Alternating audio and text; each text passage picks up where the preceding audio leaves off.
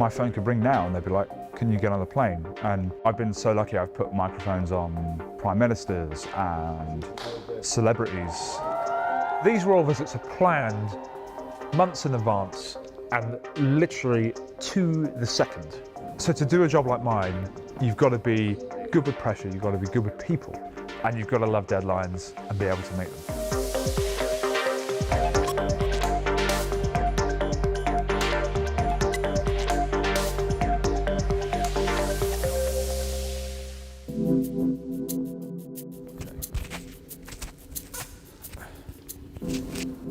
I can't believe I'm having to mic myself up.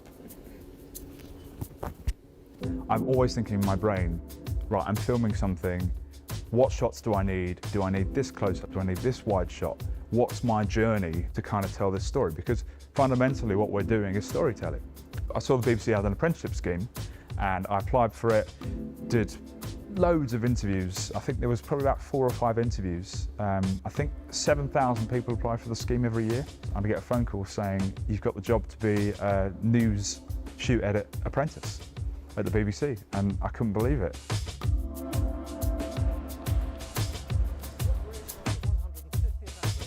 So my official title is senior camera journalist, but other people may call me a camera operator, other people may call me like a shoot edit. If you asked me at the pub, I'd say I'm a shoot edit, and then I'd explain what that is.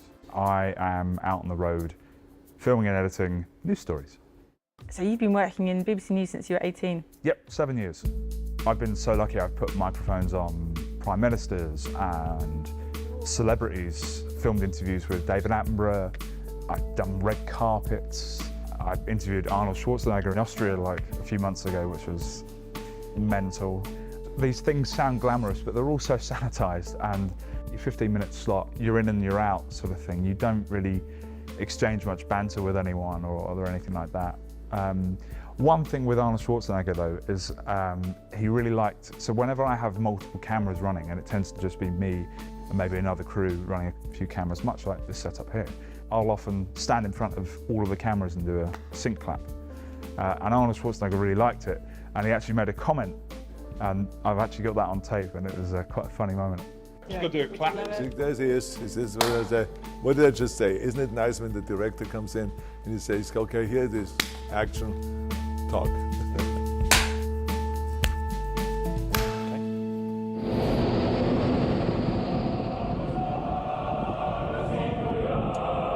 So in France last week, I was covering the state visit of King Charles and Camilla. These royal visits are planned months in advance and literally to the second. Everything has got to be in play. Although last week Charles did turn up 20 minutes before he was scheduled to. Very luckily I had my camera already streaming back to London and recording, otherwise I'd have missed it. Anything with prominent people, quite often they don't want a million cameras within proximity of them filming them. You know, they've got to go about their day. So we have what's called the pool system. Generally the BBC Sky and ITV, sometimes GB News for political stuff. We send typically 1 TV camera, 1 photographer, 1 print reporter. Charles, for example, and Camilla will normally have like 20 engagements to do on a whole state visit over a few days to France. That's a lot of locations, that's a lot of logistics. So what we do is we split up the engagements. You're in close proximity to them and you basically film whatever they're up to. We're always having press officers dragging us away as much as they can so that our microphones don't pick up what people are saying. If the royal family are controlling who's filming them, how is it not just a PR exercise of filming what they want you to film? It sounds like it's very controlled. Yeah, so for example, when the King was in York around the time of the Queen's passing, it's a massive security nightmare. You've got loads of crowds, and you had eggs thrown at him.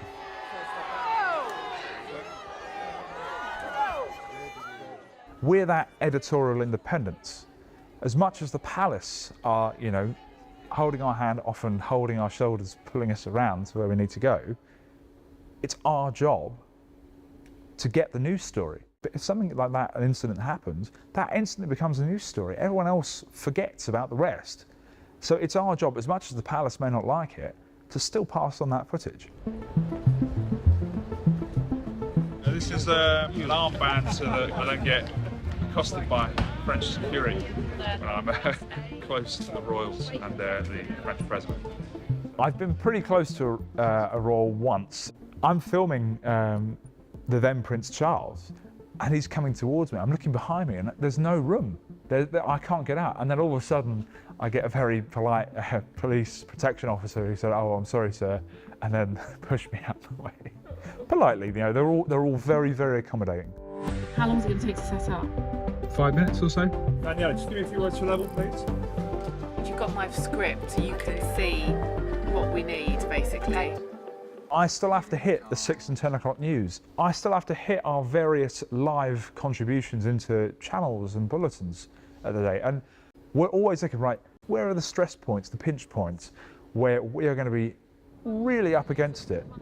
Do we film a piece to camera now with a reporter, just so we've got it in the bag in case we don't get chance to later on? I'm always using my live transmission unit, which is over my shoulder.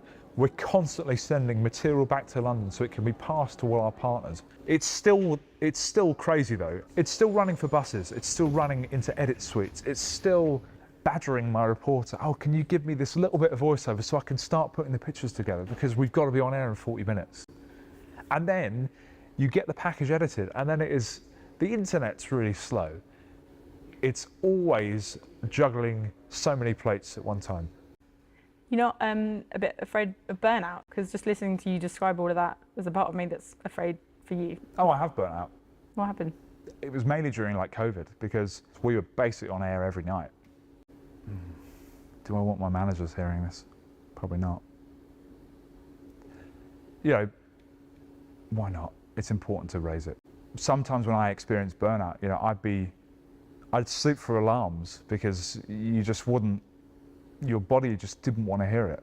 And then I'd end up, 45 minutes late for work, which is never good in this business because everything happens on time. It's only happened a couple of times, but that happened a bit earlier on in my career, and it did flag to me, you've got to be so careful, because you've got the peaks and then you've got the troughs, and you've really got to relax and try and switch off and try and chill.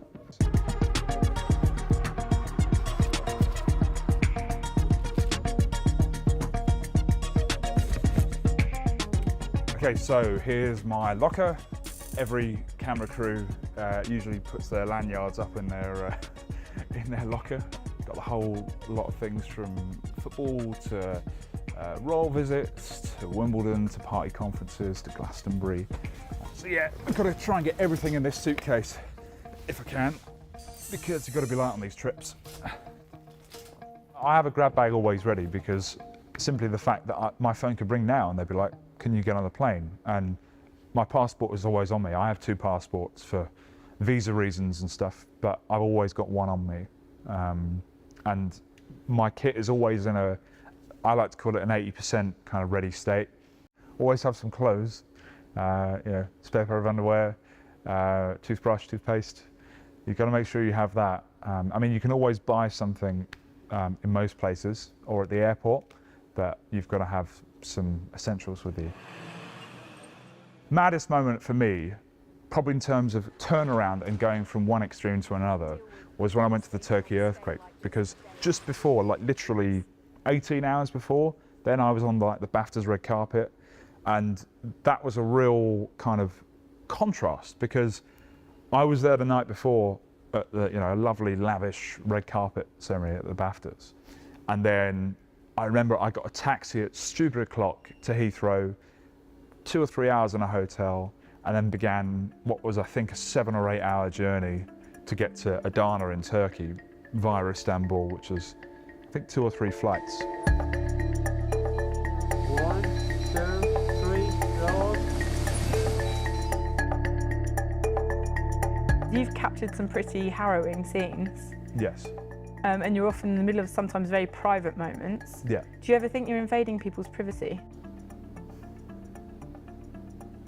100% of what we do not, because everything we do is calculated and measured. During COVID, I spent 9 months with Fergus Walsh, our medical editor, covering the vaccine rollout and going into intensive care units. And going into the intensive care units is kind of a prime example of you're somewhere where you don't want to be. We had to be so careful. We were in gowns and masks, and I had like an oxygen cylinder on and all that sort of stuff.